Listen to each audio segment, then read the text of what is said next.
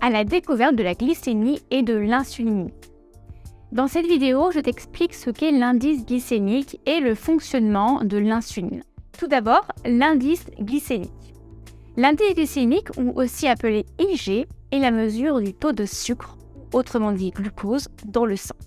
Quelle est la relation entre la quantité de glucides d'un aliment et son indice glycémique, IG?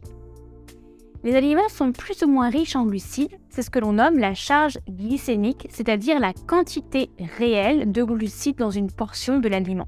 Mais les sucres de chaque aliment passent plus ou moins vite dans le sang. C'est ce qu'on appelle l'index ou l'indice glycémique. L'index glycémique des aliments est donc la mesure de la vitesse de passage du glucose dans le sang. Plus l'index est élevé, plus le taux de sucre dans le sang augmente rapidement. Un IG bas est inférieur à 50, un IG haut supérieur ou égal à 100, comme un morceau de sucre blanc. Maintenant, quel est le lien entre l'indice glycémique et l'insuline? Sais-tu ce qui se passe lorsque l'on mange un aliment à fort indice glycémique? Eh bien, la glycémie augmente brusquement, poussant vers l'hyperglycémie. Le pancréas génère une forte dose d'insuline afin de faire baisser le taux de glycémie le plus rapidement possible. L'insuline permet en effet d'acheminer le glucose du sang vers les cellules musculaires.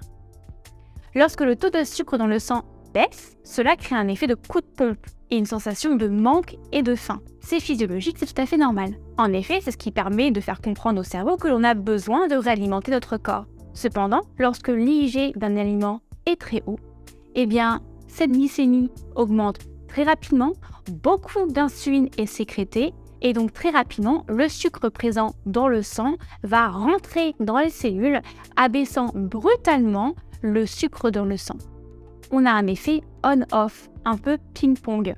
Et là, on ressent l'hypoglycémie, cet effet coup de pompe. Nous parlons très souvent de l'indice glycémique d'un aliment et de la notion d'insuline. Néanmoins, on parle très peu d'un autre indice, un indice pourtant très important, l'indice insulinique. L'index insulinique, 2I, renseigne sur la sécrétion d'insuline occasionnée par la consommation d'un aliment. Il se mesure 2 heures après avoir ingéré l'aliment en question, qui est de référence situé à 240 kcal. L'indice de référence est celui du pain blanc, fixé à 100, tout comme l'IG. L'index insulinique mesure directement le taux d'insuline dans le sang. En général, l'index glycémique et l'index insulinique sont hautement corrélés. Mais les scientifiques ont mis en évidence que certains aliments contenant peu d'hydrates de carbone, peu de sucre, peu d'amidon, peu de cellulose, déclenchaient cependant des fortes réactions insuliniques. Autrement dit, certains scientifiques ont démontré que les aliments qui avaient un faible IG avaient un fort II.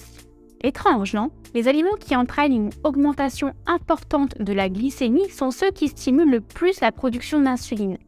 Jusque-là, c'est plutôt cohérent. Autrement dit, s'il y a beaucoup de sucre, il y a beaucoup d'insuline. Ça va. C'est pourquoi les aliments riches en glucides et à fort IG, tels que les féculents, ont également un II élevé. Les aliments fournissant des protéines ou des lipides, par exemple les viandes ou les poissons, ont également dans une moindre mesure un impact sur la libération d'insuline. Le lait ou le yaourt nature, bien qu'il soit pauvre en glucides et donc avec un IG faible de 30 pour chacun, ont pourtant un II important, respectivement 145 et 115. Certains de leurs protéines, telles du petit lait, stimulent fortement la production d'insuline. Ce qui signifie donc que les produits laitiers fermentés et non fermentés donnent lieu à des réponses hyperinsuliniques, dépassant de loin ce que l'on pouvait attendre de leur faible index glycémique. Malgré un IG bas, les produits laitiers présentent des indices insuliniques 3 à 6 fois plus élevés, comme tu peux le voir dans ce tableau. Le lait, le yaourt, la crème, le fromage, cottage et les produits laitiers fermentés ont de puissantes propriétés de stimulation de l'insuline. Ce qu'il faut comprendre, c'est que les produits laitiers à base de protéines de lait, notamment de lactosérum, contribuent à l'élévation des taux d'insuline et de facteurs de croissance insulinique IGF-1. C'est le principe évolutif du lait de mammifère pour favoriser la croissance d'ailleurs et soutenir les conditions anabolisantes du nouveau-né, le veau, pendant la période d'allaitement. Les protéines de lactosérum sont les inducteurs les plus puissant de la stimulation de l'insuline. Ainsi, des combinaisons de lait et de glucides potentialisent l'activation de la production d'insuline. Par exemple, la prise de lait avec des cornflakes est une excellente combinaison de protéines de lait aux actions très insuliniques et de glucides hyperglycémiques, cornflakes, aussi très insuliniques, une bombe insuline dès le matin. IG et II ne sont donc pas toujours corrélés. J'espère que tu te sens à présent imbattable sur l'IG, l'insuline et même maintenant l'II.